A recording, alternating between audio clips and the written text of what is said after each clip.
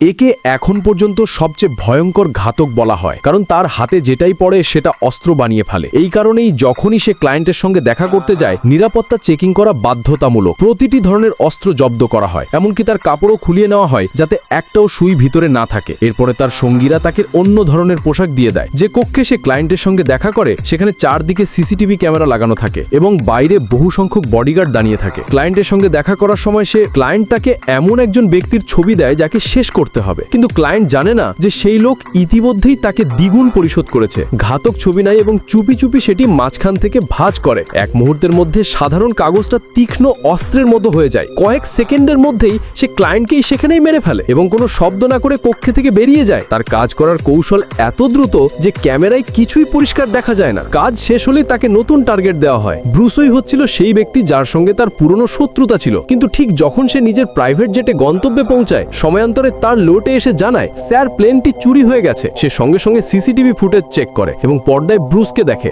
রাগে করে সে তার লোকদের বলে, এইবার এমন একটি অস্ত্র দিন যা সব হিসাব সমান করে দিক।